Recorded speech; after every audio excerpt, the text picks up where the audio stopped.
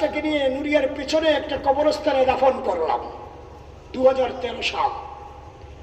17-18 সালের দিকে কবর ঠিক করতে গিয়ে কবরস্থানের খাদেম মাদ্রাসায় আইসা বলে, হুজুর আমি আর এখানে থাকুন না।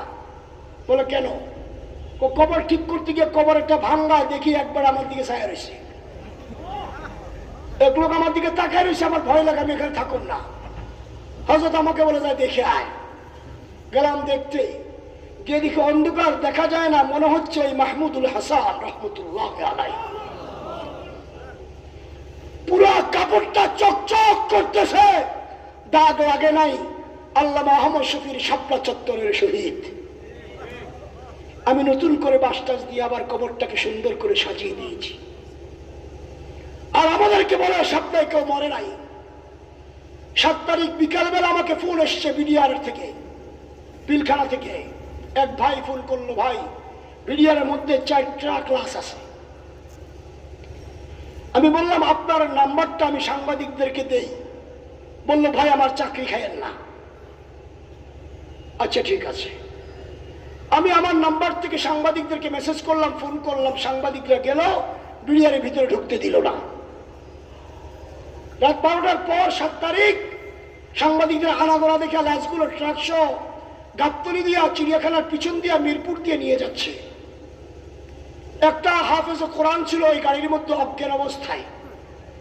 ঝাঁকির ছুটে আল্লাহ তার জ্ঞান ফিরাই দিছে।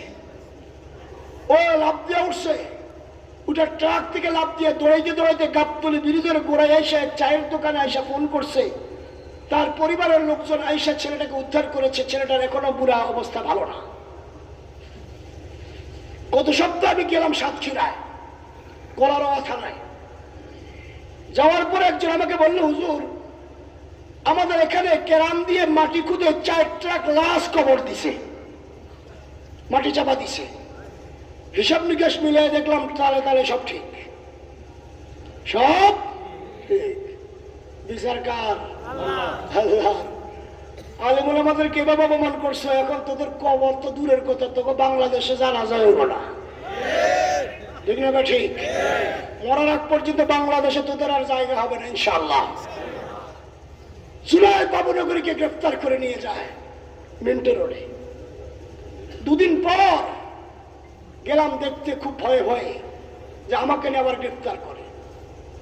হুজুরের পাঞ্জাবি ছিল ময়লা, এগুলো ইস্ত্রি করে ধুয়ে ইস্ত্রি করে নিয়ে গেলাম।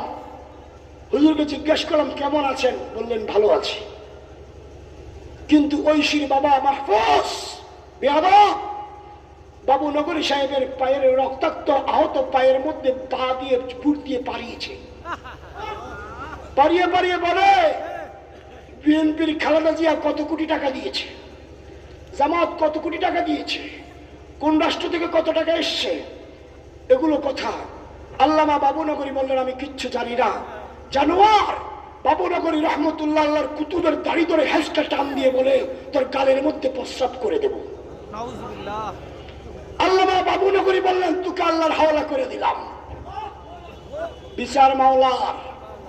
কিছুদিন পর আল্লামা বাবুনগরী রহমতুল্লাহ আলাইহ জেল থেকে মুক্তি পেয়ে গেলেন কুদরতি ভাবে। অসুস্থ, ডাক্তার চেক আপ করে দেখে বাবুনগরীর ডায়াবেটিস সব বেড়ে গেছে, অবস্থা ভালো না। ডাক্তার লিখে দিয়েছেন ওনার অবস্থা ভালো না, যে কোনো মুহূর্তে মারা যেতে পারে। ডাক্তার এটা দেখা প্রশাসন মাথা খারাপ যে হুজুরা যদি আবার খেপে তাইলে খবর আছে।